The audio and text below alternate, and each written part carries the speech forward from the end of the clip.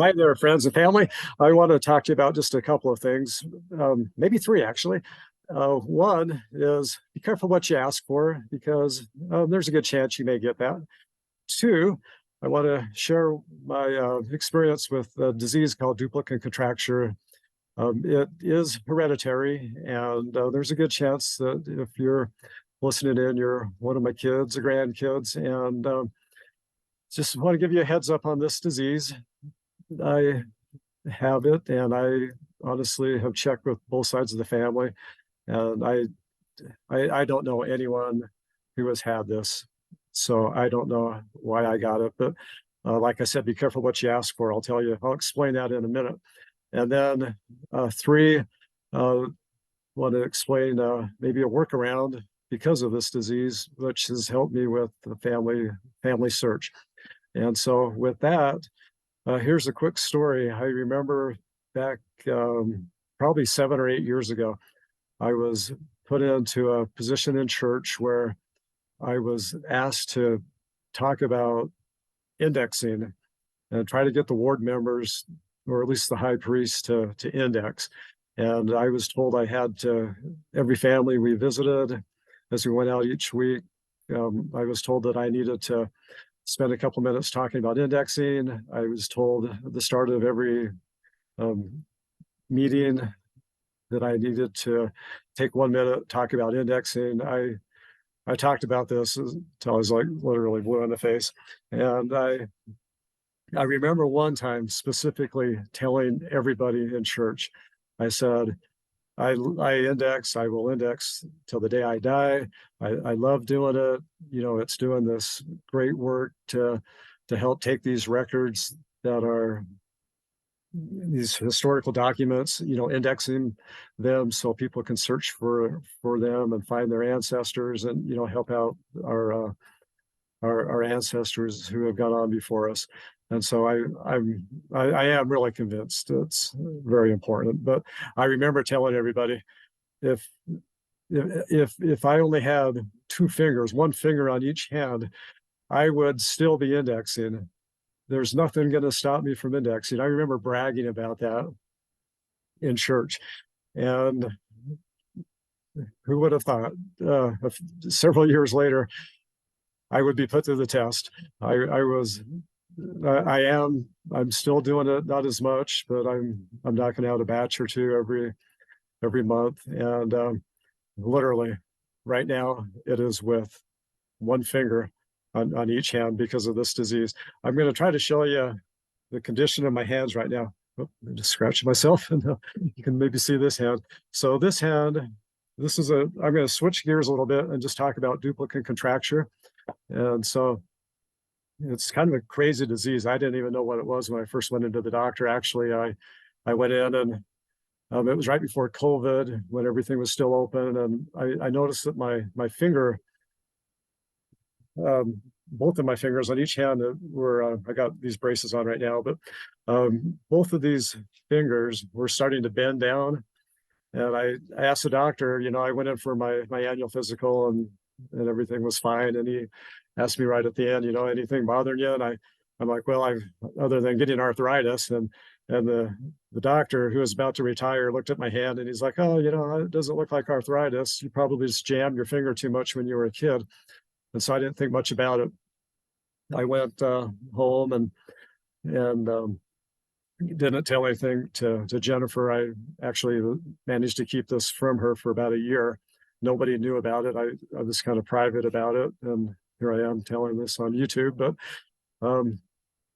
I kept it hid for about a year, and I went back the next year for my annual physical, and the doctor had retired, and there was a younger guy, and by then my fingers were about halfway. Both of them were looking about like this one. It's about halfway bent, if you can see that. And I went in, and he like looks at it right away, and he's like, oh, you got duplicate contracture, and I'll send you to a specialist. And it was COVID then, and I knew, I had done a little research about it then, and I knew it was going to be a little painful. And I'm like, I'll just kick this can down the road as long as I can. And in the meantime, my fingers kept bending. I'll show you some pictures I've got of it, but my fingers just kept bending more and more and more until the pinky was just flat against the palm of my hand, and it was just stuck there. And I finally go in to the doctor, and actually before that, I just so you know, I I thought, well, I'll see if I can maybe treat it myself. I tried to pull my fingers out straight, massage them. They get these bumps in your hand, and I was going in trying to massage these bumps to loosen them. Then hopefully that would straighten my finger out. That didn't work. I thought um, I'm kind of into health a little bit, and I've done a lot of reading and things about your health, and I know sugar is a cause of a lot of problems. And I thought, maybe it's because of sugar. And so let me, something on my computer, sorry. So I thought, let me just give up sugar for like the rest of my life. I don't know. Let me just try an experiment. So I ended up going 3 months. Actually, it was 100 days. I went 100 days and I watched every single thing I ate. There was no added sugar in anything. Um, it, it sucked. It was awful. But don't try that. It didn't work. And so I, sugar wasn't the problem. I don't know what the problem was. They call it Viking disease because it's common with Norwegian ancestry. And that's where I have some relatives. My ancestors are from there, so the Viking disease that meets that. In my case, it started, just to be honest, right around 58 and a half. It's common to hit you around 60, give or take, and so that that was my case. And then it's also common in men. So I matched all the criteria, I guess, for what's common. And like I said, I don't know of anyone in my family that has it, but I got it, and I probably blame myself for getting up in church talking about people or bragging about myself about indexing, so that's my own fault. I doubt anyone in my family is going to get it. So anyway, that's a little bit of background about it. I'll show you some pictures of the treatments. I chose to take this drug. What they do is they inject the drug right into the palm of your hand, which is awful. They'll do that, and then a couple days later, the doctor will take your finger, and then he'll grab it. He'll numb your hand first. He'll grab it, and then he'll pull it out. And so this is after one treatment, and then I've got to be in this brace for like a month, and then in a month it's a couple of weeks from now, actually. It looked a lot worse. My hand was really swollen after this happened, but it's looking better now. And in fact, let me just take this off and show you, just in case you're curious.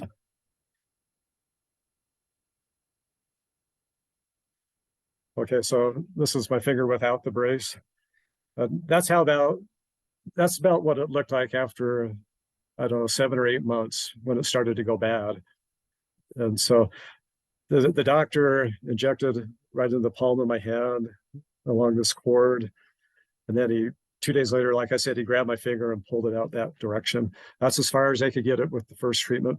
I'll be going back in a few weeks, and there's another bump right up in here. They'll inject some more in, and then they'll pop my finger straight out. And I'll show you the picture on my right hand. And then after they pop the finger out, it looks like a train wreck. It was pretty nasty. Let me show you my right hand. And so after they pop that finger out, they'll put you in a brace that looks like this. You can see that. And then they'll have you be wearing this brace. So my finger, you can kind of tell, is straight. And they'll have you wear this brace for like 2 weeks, night and day. And then and then it's just at night for a couple more weeks. And then after that, it's physical therapy. And so here's my right hand. And this is after about a month.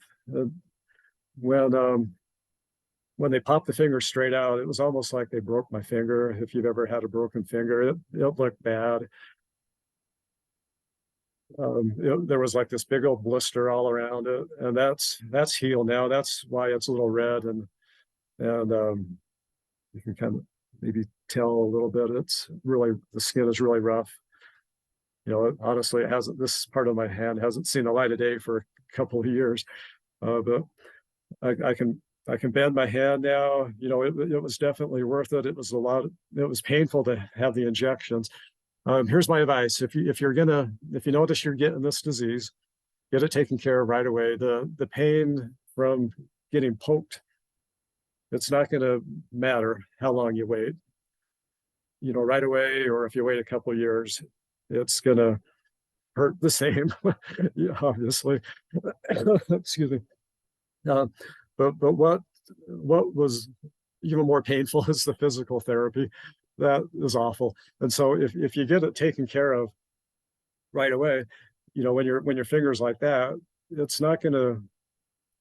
not gonna be in a bad of shape. But if it's bent over, like this for 2 or 3 or 4 years, there's a cord on the back of your fingers that is like a rubber band, and it's tight. And so when you straighten your fingers up like that, this cord is what pulls your fingers back straight. But when your hand or when your fingers are bent down like this for several years, that cord is like a rubber band, is what my physical therapist was telling me. It'll lose its elasticity. Elasticity? No, that's not it. Anyway, it won't. It'll be floppy. Now this is going to bug me. Sorry, but anyway, your finger won't be able to pull back straight, and so that's what the physical therapist is working on right now. So I have the ability to I can make a fist. It's really swollen now, but I can do it if I loosen it up and try it for several times. I'll be able to finally make a fist. But to pull the finger straight back is taking some therapy, and the therapist, and he'll bend that finger in every possible direction you can stand it. And that's awful. So if you get this taken care of right away, you may not even have to have physical therapy.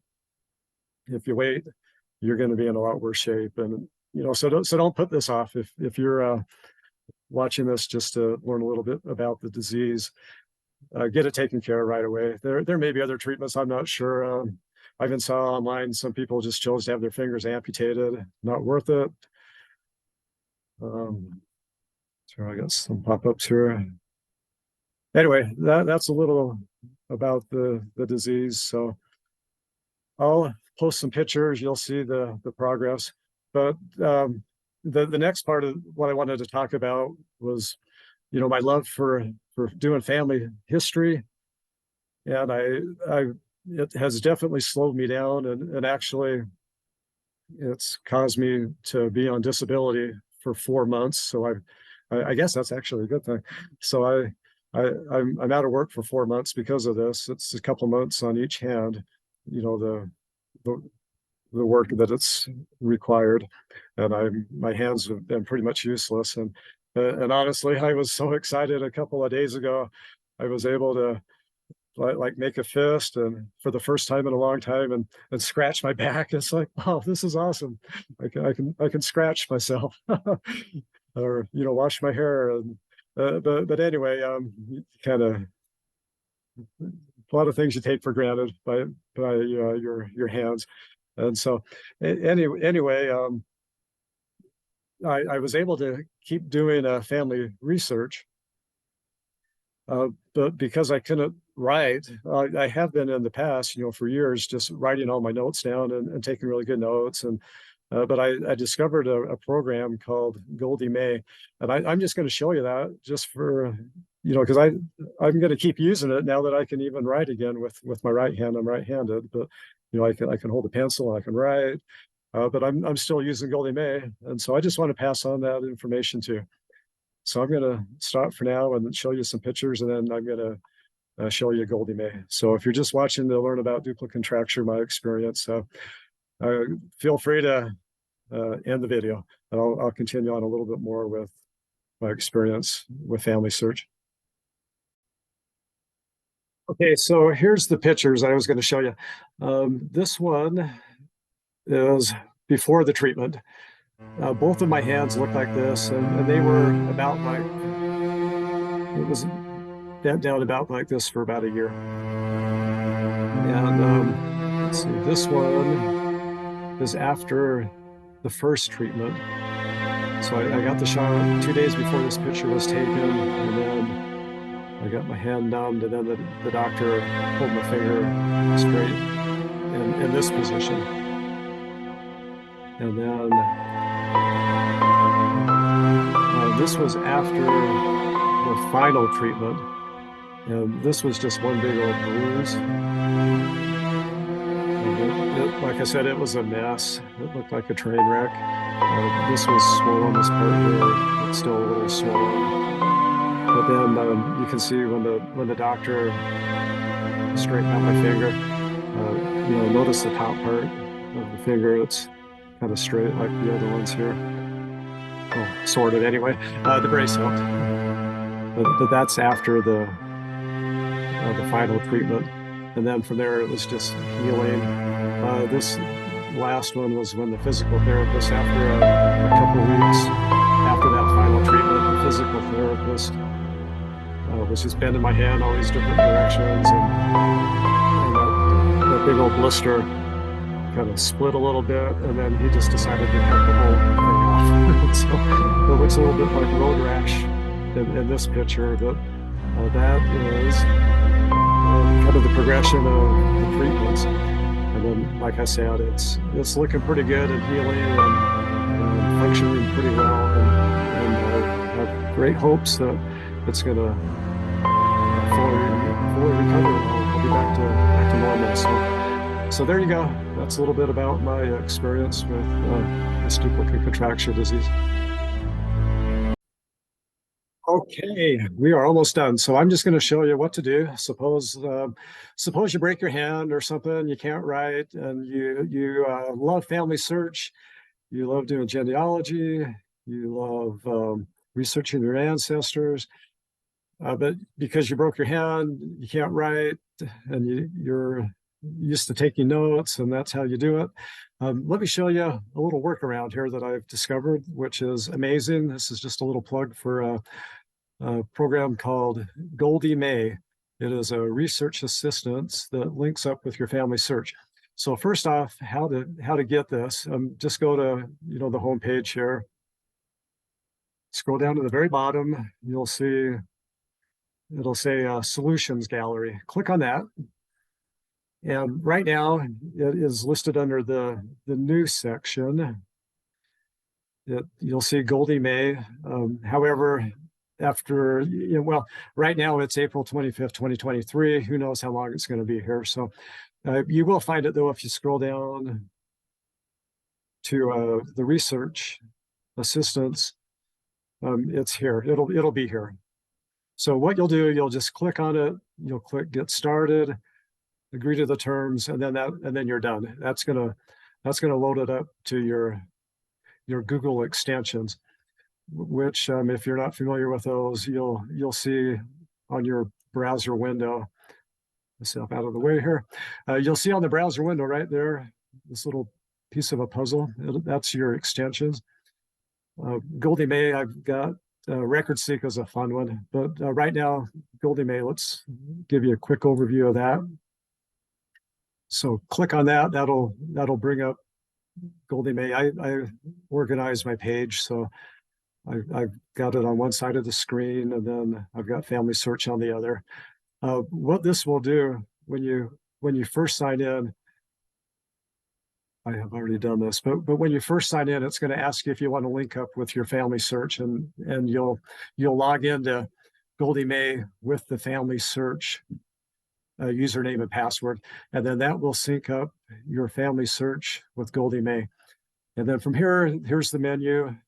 You can go through these things, which are awesome. I love this program. And in fact, I'm going to, like I just mentioned, I can now type a little bit better, not much, but I can use my right hand.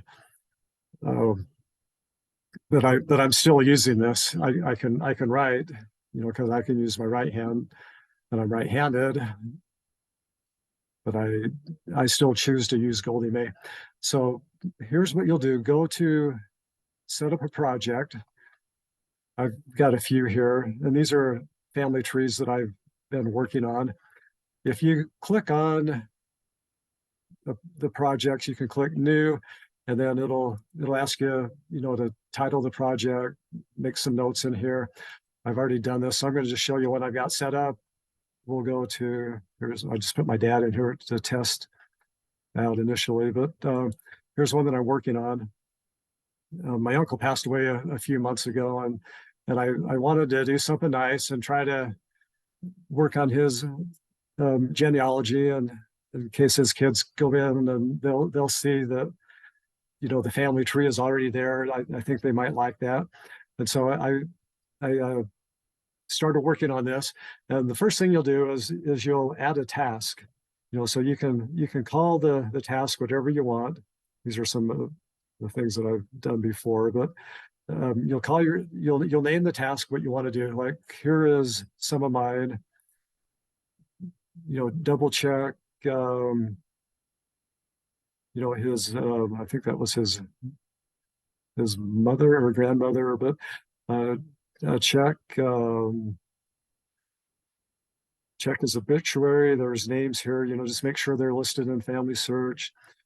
So when you set up the task, we'll just call it test, just because I've already done this, like the very first time I did this. Once you have the task called test, you can delete it, you can mark that it's done, you can edit it, you can add notes to it. But what is really cool is you can click on add page to task, and what that'll do is whatever page that you're working on here in FamilySearch, and you click add page, it's going to capture the link here and add it. So when you come back, you can click on, like for example this one, that's going to open up a new tab with Donovan's mother. Check for, so my task was his mother shows a duplicate. So when I click here, I'll see, oh yeah, here's the duplicate under the research help. I can go in and review that, and then if it is a duplicate, I can mark that done if after I merge those. And so that's how you can set up your tasks. So I've got all these things that I want to do for him. Once you do them, like I said, you mark that it's done. When you click on this, that's going to load up a new tab. Say you have several tabs open across the top, and it's like lunchtime, and you close everything down. When normally you'd have to come back in and start all over, loading up pages and getting to where you left off. But with Goldie May, you're able to set this screen, click a button, and it's going to load up every single one of these tabs that you were just working on. And then in addition to that, at the top here, this is the projects. But if you click here, this is going to take you to the research log. And so it'll show you everywhere you've gone with working on this person. You can go back. It'll show you the date that you were working on. Let me expand this here. But it'll show you every single thing that you clicked on, and then you can download this and print it off, for your records if you'd like. It'll show you all the work that you've done, for your notes. And so that's the research log. And then the subway map is kind of cool. You can get to that also under the main menu. Click on the subway map, and what that's going to do, it's going to map out where this person has lived. And so I wanted to, let me get back into my dad's. because I know where he has gone. So I'm going to bring up my dad and my project, and then I'm going to click on subway map. Let me expand this, and then I'll click show map. Now for the free version, you get to do this 5 times a month. If you subscribe, it's going to let you. Oh, I'm in Kaler's. Okay, so this is my uncle's. I was kind of curious anyway what his was going to show, but it'll show you where they lived, you know, some events that have happened. This will link to your family search. It'll pull it off of the detail page, you know, not your sources. So there's a lot of information on this. Goldie May, if you go to YouTube, you'll see all the instructions on how to use it. But it is a cool little program. And like I said, I am gonna keep using it, even though I can now write. I'm still using it. So that is my plug for Goldie May. And I hope you enjoyed this, found some kind of value in learning about the duplicate contracture and a workaround if you love doing family history. So that's all I have for you. Thank you so much for listening. I hope you have a fantastic day. We'll talk to you later.